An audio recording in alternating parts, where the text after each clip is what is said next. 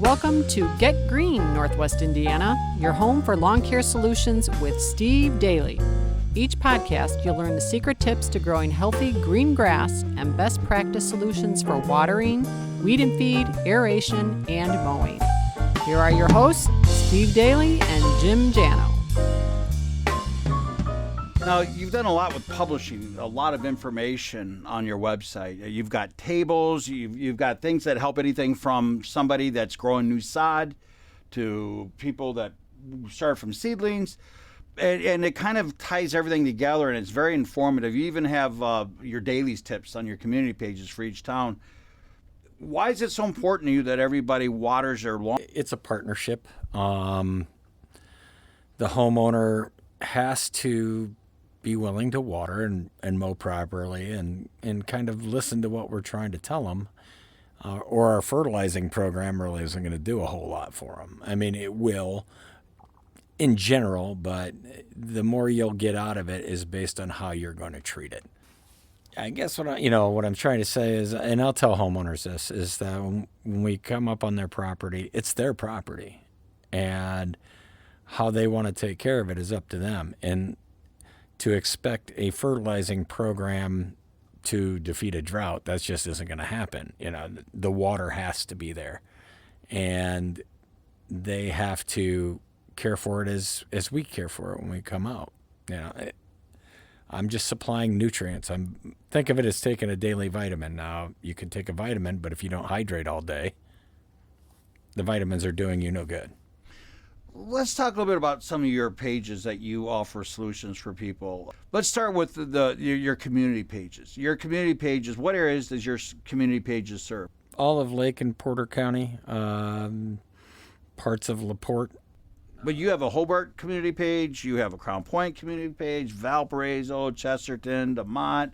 You've got a lot of pages that people can go to your website and they can get your tips. You have a really cool tool called the GDD tracker that allows people to know an expert's guide and when they should be doing certain things.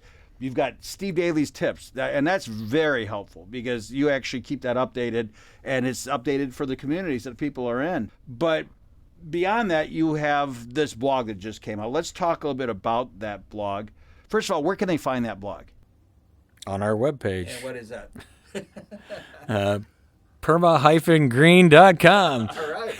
A little plug there. Okay, now, and on that blog, let's start off with the first one. Okay, so we have sandy soil. So how do you, what's the proper way of if you have sandy soil, how do you water? You sandy soil, you water, say, every other day or every third day. You're going to try to supply about a half inch of water so that you get 6 inches in depth. You'll do that, say, 3 times a week. Okay. You get into a loamy soil, you're going to go a little bit longer. Try to get a good inch of watering every 5 days. That'll kind of equate still out to your inch and a half. That should give you around that same depth, maybe a little bit more. In clay soils, we need to water hard. You need to water for a long time. It's a dense soil. It's hard to get through. You need to get it wet so that the water will penetrate. Generally, you do the inch and a half every 5 to 7 days. And so you're watering all in one shot. Don't break it up. Don't frequent water. You're trying to do it one area at a time, deeply. Once again, to get the water deep enough that you're allowing a healthy root system deep underground where it's free of pests, heat, and the things that can hurt your grass. Correct. Yep. You like to help people that you can't even help. I mean, I've noticed that you put out information on how to help people that have, again, new sod, seedlings and stuff like that. It seems like you truly have a passion for helping people in Northwest Indiana with their lawn care. What advice would you give that person that's got the new lawn that how can they make sure that their lawn is getting enough? Really, just go to our webpage and follow the instructions. Generally, on a newly seeded lawn, you need to water it at least once a day to a certain point. 3-4 weeks out, then you can start altering your water. The idea is to have soil moisture for germination. This time of year, it's very hard to try to seed something. Grass does not like to germinate in 90-degree heat. you'll have a lot of resistance when you try to do that. It'll dry out quickly. So usually I try to recommend to people to try to wait till fall if they can. Seeding in the spring is hard to do. You got to keep diligent with your water all through the summer if you seed in the spring because the root system hasn't matured. Now I get you have to do small spots and things like that after some, say maybe snowplow damage or this or that or the other thing.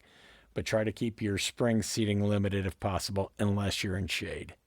If you're in deep shade, your only shot at photosynthesis may be in the spring. So for that germination, it's different. It just all depends on your situation. Generally, what I would say is if you're going to start seeding your lawn, September, October is the time to seed it. That way you've got 2 cool seasons before that new root system ever sees summer heat.